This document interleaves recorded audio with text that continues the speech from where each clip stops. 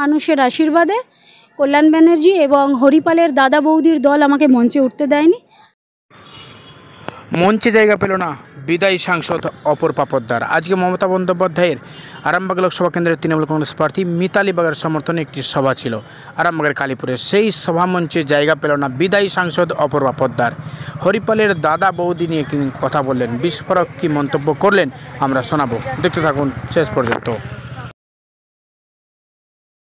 মানুষের আশীর্বাদে কল্যাণ ব্যানার্জি এবং হরিপালের দাদা বৌদির দল আমাকে মঞ্চে উঠতে দেয়নি।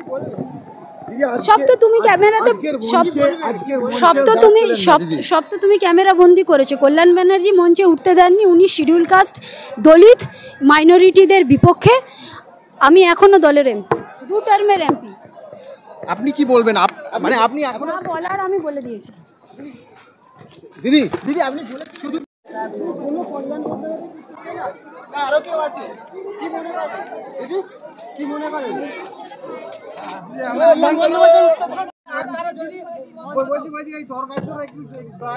আমি রাস্তা দিয়ে কোনোদিন বেরোতে পারছি না বাড়ি থেকে।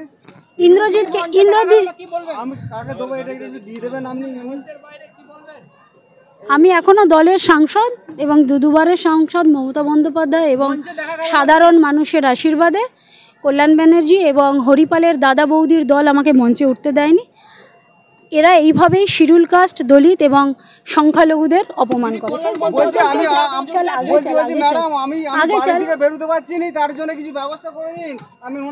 ডিস্ট্রিক্ট প্রেসিডেন্টকে দিয়ে দিন, বা স্বপনদাকে দিয়ে দিন। আমার যা দেব ডিস্ট্রিক্ট প্রেসিডেন্টকে দিয়ে দাও। আরে ওরা সবাই গুণী ব্যক্তি, ওনারা সবাই গুণী ব্যক্তি আছেন, দিয়ে দেবেন। আমি এখন তো পদে নেই, তুমি এটা স্বপন নন্দীকে দিয়ে দাও।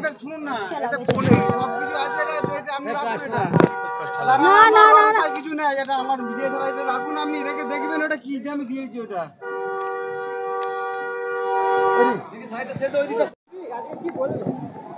সব তো তুমি ক্যামেরাতে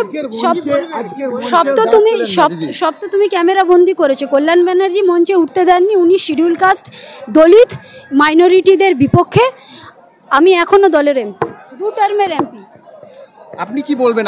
মানে আপনি এখন বলার আমি বলে দিয়েছি। দিদি দিদি আপনি